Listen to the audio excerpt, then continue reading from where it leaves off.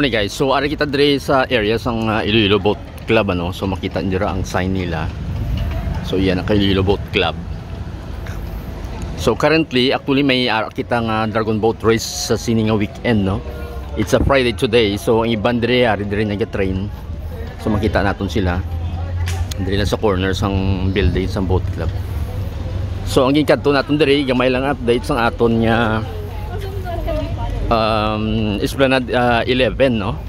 So currently sa frontage ng boat club din na naglabot ang ilang construction na site. So makita naton ang dire ang heavy equipment kagang dire ang ramps ang aton nga mga boat club nga mga ano no, dire nila gina pasaka or ginapanaog ang mga barko nila, mga speedboats and everything else na mga jet ski. So currently quick update lang kita dire sa aton nga Esplanade 11. We can see the towering height of the Tiransa Towers. I think siguro sa mga 20th floor or more or less na sila no. So taas na siya.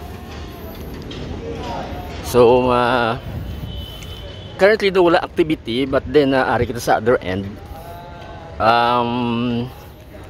Wala man kita kakadto dito sa puno tungod kay medyo messy pa dito. So dire lang kita anim update. Sa Subungan earlier this morning nag-ulan, so medyo basa, malutak pang diring area, pero matika lang kita kadali. By the way, ari ang ilang mga dragon boats diri naka-park. So again, hindi mo lang temporary nga parkingan para sa weekend nga race guys. So muna siya. So makita, tika lang kita diri kadali. Ang iban yung mga speedboats ari dire for leisure and tourism. So do yacht club guys nga para sa Manila, pero gamay lang ang version.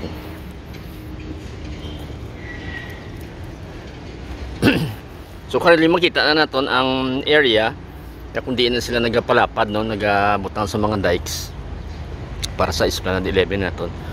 Sa medyo malayo dito may crane dito na pakanto sa aton nga other bridge ano.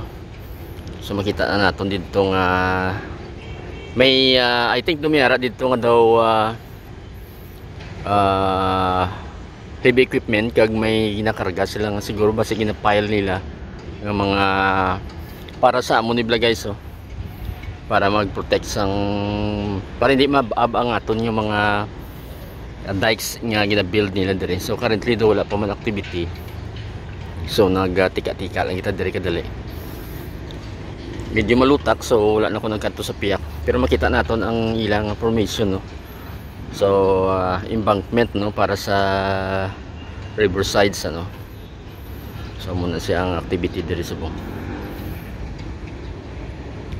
So malawig na. So eventually siguro after 2 or 3 months makita naton ang mas makumpleto na nila dire nga embankment sa dire nga side sang Esplanade 11 naton.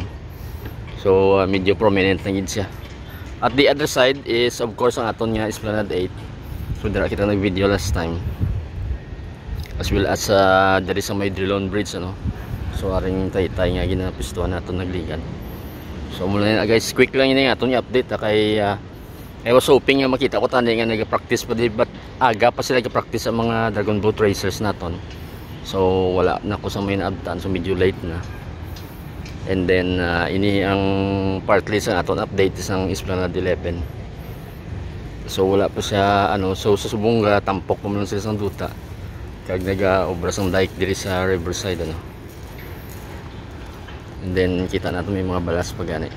So duta ang nauna siguro kag mga balas bato para sa embankment. So muna na guys.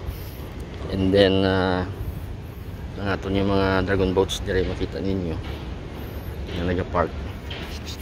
So early morning sila I think nag-practice or maybe in the afternoon. Kaya today is a Friday, so I think ang race or ang events is on the Saturday and the Sunday.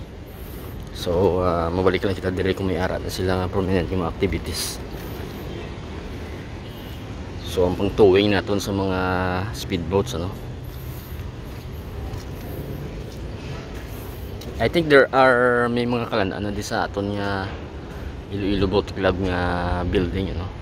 So the warehouse siya, pero dire na di actually guys na park ang mga speedboats. I can see nga may arrange lagi na yung ulubra diri nga daw pavement blocks.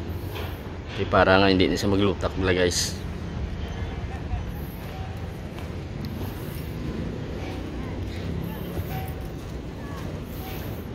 So mo lang yun for now. Hindi lang kita maglawig for today.